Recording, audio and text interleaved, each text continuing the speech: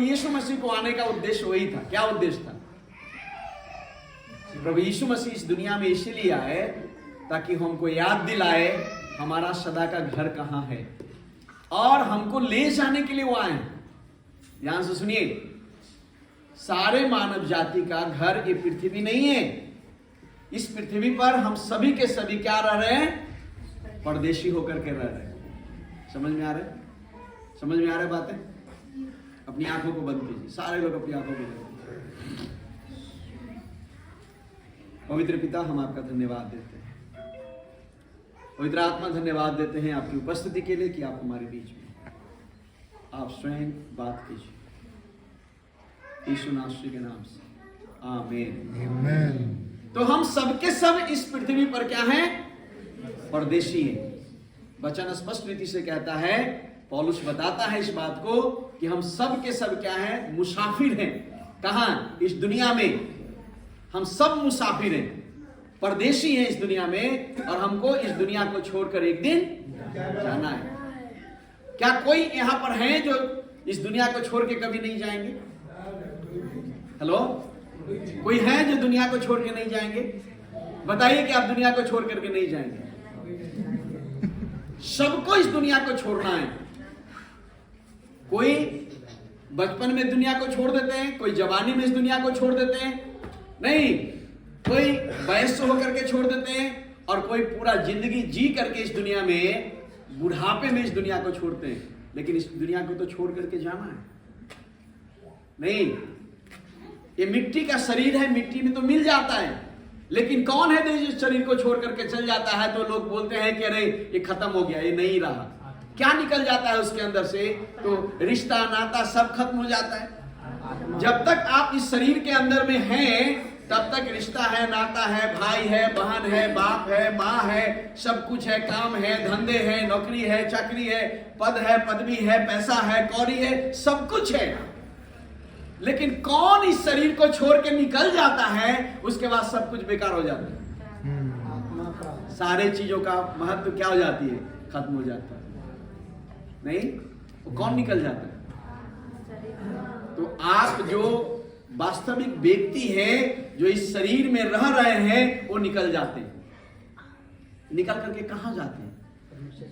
क्या अभी कभी भी आपने जानने की कोशिश किया है, समझने की कोशिश किया है कि आखिर मनुष्य क्यों मरते हैं? कौन सा चीजें निकल जाता है? कहां चला जाता है?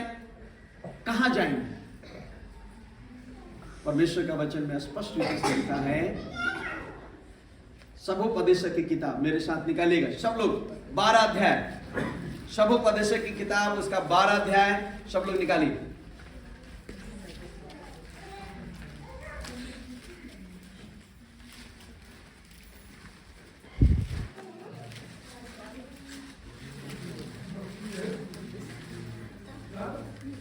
सब लोग निकालिए।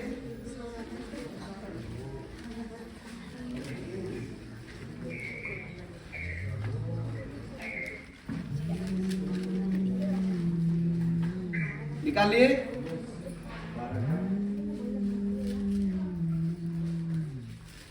उसका एक पद से हम लोग पढ़ेंगे।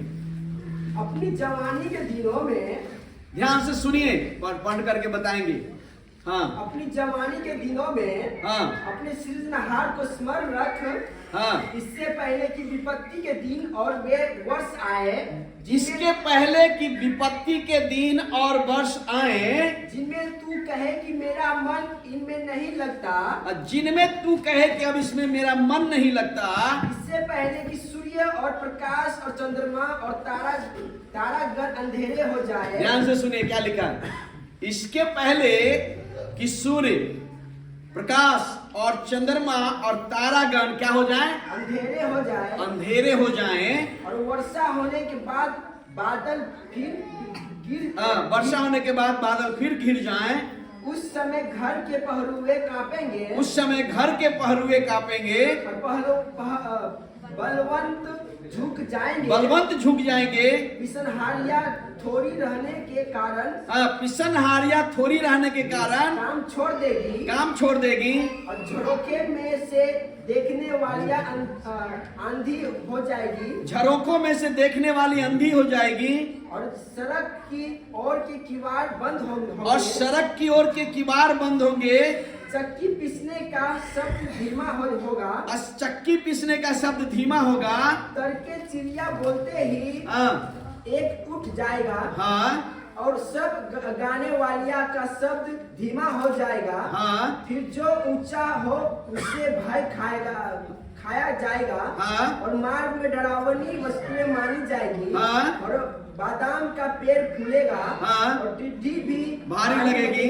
हाँ भूख बढ़ाने वाला फल फिर काम न देगा, क्योंकि मनुष्य अपने सदा के घर जाएगा। एक मिनट, लिखा है क्योंकि मनुष्य कहाँ जाएगा, सदा के घर जाएगा। यहाँ पर रुक जाइएगा, लेकिन इसके पहले बहुत सारी बातें लिखा है। पता है क्या है जो लिखा है? लिखा है कान के बारे में, आंख के बारे में, मुंह के बारे में, नाक के बारे में, है ना, हमारे शरीर का दिल के बारे में, किडनी के बारे में और आंख के बारे में, ये सारे चीजों के बारे में यहाँ लिखा है। क्या करेगा? ये धीरे धीरे सब चीज क्या करेगा? काम करना बंद करेगा। समझ में आ रहा है? ये जो सूर्य और चांद के बारे में देख रहे हैं, क्या है? ये रोशनी के बारे में, धीरे धीरे आंख के बारे में, कान के बारे में, ये सारे चीज के बारे में देखिए, धीरे धीरे सब चीज क्या होगा? काम करना बंद कर देगा। और बंद कर देगा तो कोई भी चीज काम नहीं आएगा। और फिर क्या लिखा है कि मनुष्य अपने सदा के घर को जाएगा। कहाँ जाएगा?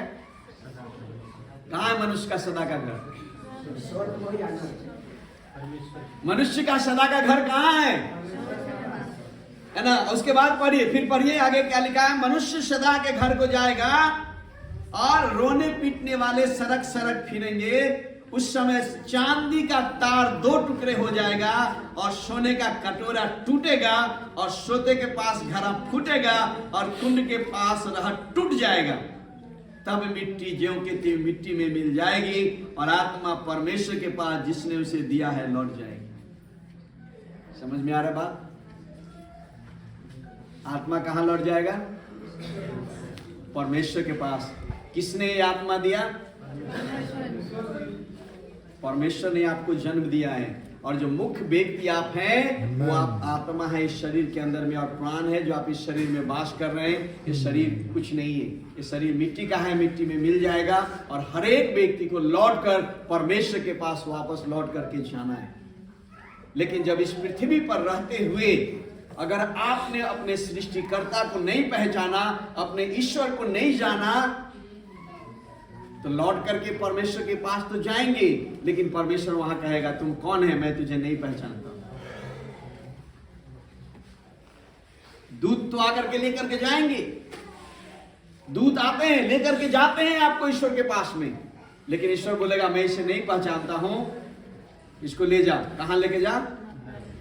कहां लेके जा? तो दो ही जगह, ईश्वर ने दो जगह बनाया है। एक तो स्वर्ग है जहां पर मनुष्य को सदा का रहने का घर है, लेकिन इस पृथ्वी पर रहते हुए अपने सृष्टिकर्ता को आप भूल गए तो सदा के घर में प्रवेश नहीं करेंगे। परमेश्वर क्या करेगा? आपको वैसे जगह पर भेजेगा जो आपका घर नहीं है, आपका जगह नहीं है। तो कौन सा जगह है? तो लिखा है नरक है, आग और गंधक से जलती हुई भयंकर आग का पीरा है। परमेश्वर ने किसके लिए उसको बनाया? मनुष्य के लिए नहीं। मनुष्य के लिए परमेश्वर नहीं बनाया, आपके लिए नहीं बनाया, हमारे लिए नहीं बनाया। उसने शैतान के लिए बनाया था, लूसीफर के लिए, जिसने परमेश्वर की आज्ञा को तोड़कर आज सारे मनुष्य को भरमा रहा है इस पृथ्वी पर, और भरमा करके लोगों को ईश्वर से भटका रहा है। उसके लिए परमेश्वर ने नरक को बनाया है। लेकिन आप इस संसार में रह करके उसके चंगुल में फंस करके अगर आप परे रह गए और आप अगर मर गए, शरीर को त्याग दिए, तो याद रखिए जहां शैतान जाएगा वहां आप भी जाएंगे, क्योंकि परमेश्वर आपको नहीं पहचानेगा। इसलिए परमेश्वर ने यीशु मसीह को इस संसार में भेजा है ताकि आप उस ईश्वर को जान सके और यीशु मसीह आपको परमेश्वर से मेल मिलाप करा सके। सबसे बड़ी बातें जो आज मानव जीवन में ईश्वर से मनुष्य को दूर करती है वो क्या है? पाप। अभी आपने पढ़ा है ना कि हम सब लोग कौन है? यीशु मसीह का दुल्हन है। जब शादी होता है, शादी के लिए क्या करते हैं? लड़की जैसे रहता है वैसे लेके दूल्हा के पास दे देते हैं। शादी के लिए क्या करते हैं? आप सब लोगों को मालूम है। 7 दिन पहले से ही क्या करते हैं? अपटन लगाते हैं, क्या क्या लगाते हैं, उसको नहाते हैं, क्या क्या स्नो पाउडर सब लगा लगा करके उसको चिकन करते हैं, साफ करते हैं। नहीं, उसको सुंदर बनाते हैं, उसको सुंदर बनाते हैं ताकि देखने में सुंदर दिखे। और फिर क्या करे? नया नया कपड़ा उसके लिए लेकर के आते हैं। नहीं, लोगों को बुलाते हैं, ढोल बाजा तमाशा बजवाते हैं, माइक बजाते हैं, गाना बजाते हैं, नहीं, मस्ती आनंद करते हैं। और क्या करते हैं? उसको अच्छा अच्छा कपड़ा पहना करके तब दूल्हा के पास लेकर के आते हैं। क्या ऐसे लेकर के आ जाते हैं? तो आपको क्या लगता है कि यीशु मसीह के पास जाने के लिए आप जैसे हैं वैसे ऐसे चले जाएंगे?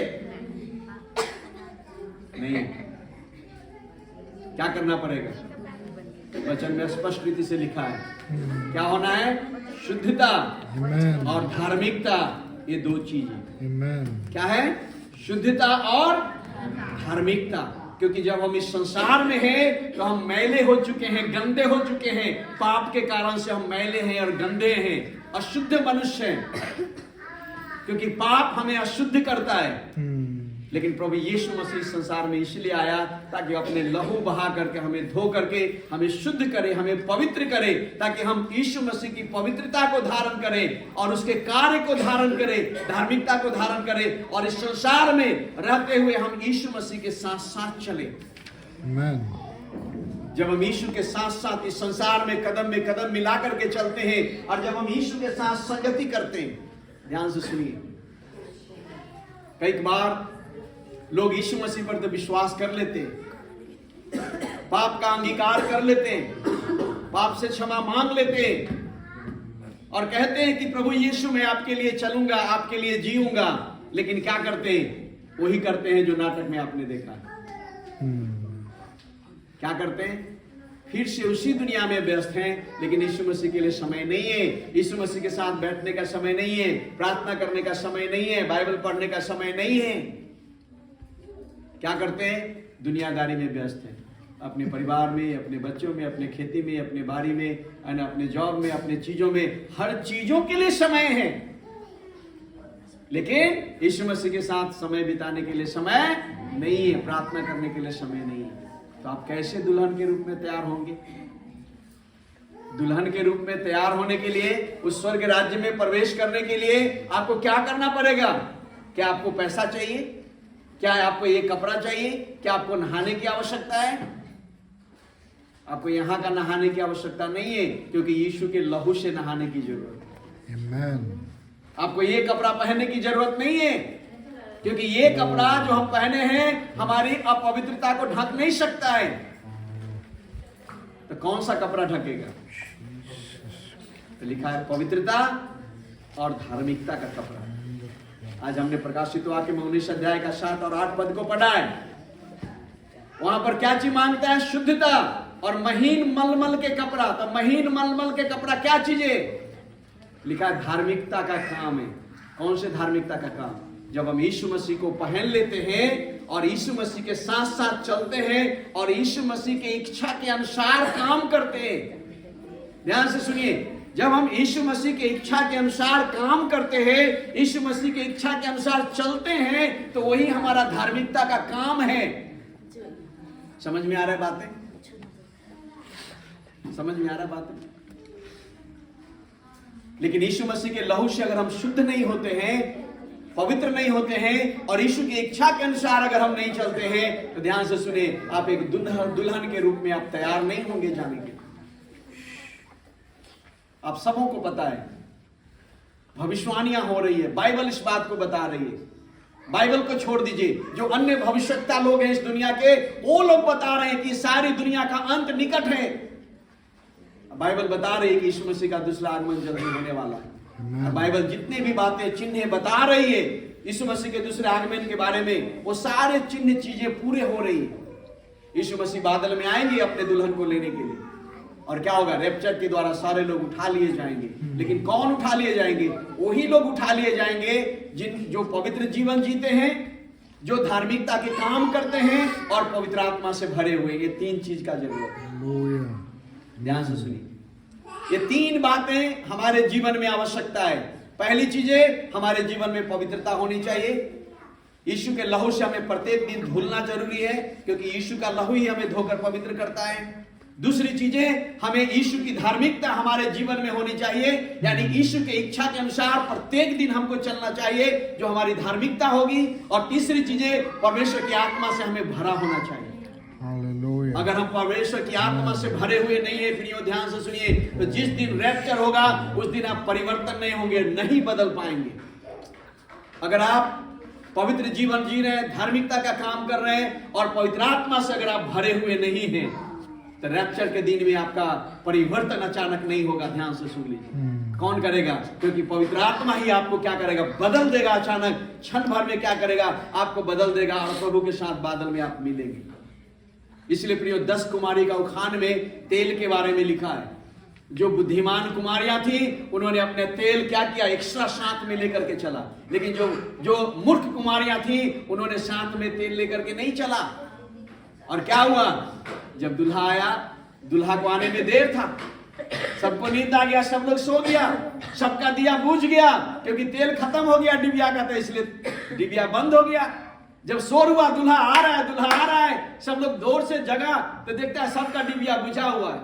अब जिसके पास अलग बोतल में तेल था, सब लोग जल्दी जल्दी तेल डाल करके अपनी डिबिया जलाया और तैयार हो गया दुल्हा के साथ जाने के लिए। लेकिन जिसके पास तेल नहीं था, क्या किया, मांगने के लगा, सखी थोड़ा हमें भी दे दे। बोला कि देखो हमारे पास ऑलरेडी थोड़ा है, तुम्हारे लिए नहीं हो सकता है, जाओ बाजार से खरीद के लेके आओ। जब तक वो बाजार में खरीदने के लिए गया, तब तक क्या हो गया, दुल्हा इधर आ गया और क्या हो गया, जिसको तैयार थे वो चला गया दुल्हा के साथ। बाद में आता है, बोलता है, दरवाजा खटखटाता है, खोलिए खोलिए, हम भी आ गए। बोलता है, तू कौन है, मैं तुझे नहीं पहचानता। समझ में आ रही बात है? तो जो व्यक्ति पवित्र आत्मा से भरा हुआ नहीं है, आप छूट जाएंगे। ध्यान से सुनिए, इसलिए अभी समय है पवित्रता को अपना हथियार बनाने का, धार्मिकता को अपने जीवन का वस्त्र बनाने का और पवित्र आत्मा के साथ भरने का। हालेलुया। आप पवित्र आत्मा से जितना भरेंगे और पवित्र आत्मा के साथ चलेंगे, आप प्रभु यीशु मसीह का दुल्हा बन करके आप तैयार होंगे, दुल्हन बन करके तैयार होंगे। और वो दुल्हा यीशु मसीह आएगा हमें लेने के लिए, और हम बादल में प्रियो मिलेंगे। हालेलुया। और हम अपने सदा के घर को हम जाएंगे। हालेलुया। और ये पृथ्वी का विनाश होगा, पृथ्वी नहीं रहेगी प्रियो, क्योंकि परमेश्वर फिर से एक नया पृथ्वी को, एक नया यरूशलेम को बनाएगा, जिसमें सारे धार्मिक लोग क्या करेंगे, वास करेंगे, प्रभु यीशु मसीह के साथ राज्य करेंगे सारे लोग। इसलिए प्रियो, मैं समय ज्यादा नहीं लेना चाहता हूं, मैं ये कहना चाहता हूं 3 बातें बहुत ही महत्वपूर्ण है हमारे जीवन के लिए। अगर आप प्रभु यीशु मसीह के साथ चाहते हैं कि बादल में उठाए जाए, तो 3 बातें। पहली बात है पवित्रता। निश्चित है हम निर्बल हैं, कमजोर हैं, आए दिन पाप करते हैं, लेकिन हमें प्रत्येक दिन अपने पाप का पश्चाताप करके यीशु के लहू से हमें नहाने की जरूरत है। शरीर में गंदगी लग जाती है तो आप क्या करते हैं, नहाते हैं पानी से नहीं, ताकि आपकी गंदगी साफ हो जाए। हमको क्या करना है, हमें प्रत्येक दिन यीशु के लहू से नहाने की आवश्यकता है, क्योंकि यीशु का लहू ही हमारे अपवित्रता को क्या करता है, धोता है और हमें पवित्र बनाता है। और दूसरी चीजें, नहा करके फिर से क्या वही कपड़ा पहनते हैं, नहा करके क्या करते हैं, साफ कपड़ा पहनते हैं। पुराना कपड़ा उतार दिए हैं तो नया कपड़ा पहनना है। मतलब प्रत्येक दिन प्रभु यीशु मसीह में आपको नया स्वभाव को धारण करना है, नया आचरण को धारण करना है। यीशु मसीह के स्वभाव और आचरण को, यीशु मसीह के धार्मिकता के काम को, उसकी इच्छा को प्रत्येक दिन धारण करना है। नहीं तो अंत के दिन में प्रभु यीशु मसीह कहेगा, मैं इसको नहीं पहचानता। हे प्रभु कहने वाला तो बहुत सारे लोग होंगे, लेकिन बोलेंगे, ए दुष्ट, मेरे सामने से लेके जाओ, मैं इसे नहीं पहचानता। घर में जाकर के पढ़ लीजिएगा मत्ती रचित सुसमाचार की किताब, उसका 7 अध्याय हर 21, 22 और 23 वचन।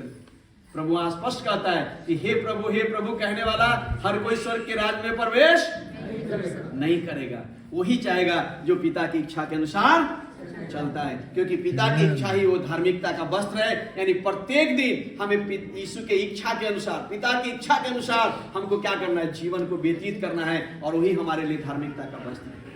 तो जब यीशु के लहू से नहा लेते हैं तो क्या करना है, यीशु की इच्छा के अनुसार हमको चलना है। आप अपनी इच्छा को अगर पूरा करेंगे तो ध्यान से सुनिए, आपका वस्त्र फटा और चिटा है, मैला और चिथरा है, आपके काम के द्वारा आप स्वर्ग के राज में प्रवेश नहीं कर पाएंगे। कौन सा काम? यीशु मसीह ने जो कहा करने का, यीशु मसीह ने जो किया हमारे लिए, वो काम करना है। यानी यीशु मसीह के स्वभाव को, यीशु मसीह के आचरण को हमें प्रत्येक दिन धारण करना है। और इसके साथ तीसरी बात है, पवित्र आत्मा से हमको क्या करना है, पवित्र आत्मा से क्या करना है, हमको प्रत्येक दिन भरना है। अगर आज हम घुटना तक भरे हुए हैं तो कल फिर थोड़ा सा ऊपर बढ़ना है, परसों फिर इतना बढ़ना है, तरसों फिर इतना बढ़ना है। धीरे धीरे क्या करना है, हमको पवित्र आत्मा में एक दिन पूरी रीति से डुबकी लगाना है, ताकि पवित्र आत्मा हमारे ऊपर क्या हो, नदी के समान बहने पाए। हालेलुया। आज अगर हम पवित्र आत्मा से पूरी रीति से भरे हुए हैं तो जैसे प्रभु यीशु मसीह बादल में तुरही का आवाज होगा और यीशु मसीह बादल में आएंगे, वैसे ही क्षण भर में पवित्र आत्मा क्या करेगा, आपको बदल देगा और आप गायब हो जाएंगे। Hallelujah, hallelujah. कितने लोग रैप्चर फिल्म देखा है? रैप्चर फिल्म कितने लोग देखे? बहुत कम लोग देखे। ठीक है, जल्दी, बहुत जल्दी हम आपको दिखा देंगे गलीशिया को एक संडे को रैप्चर मूवी से क्या होता है।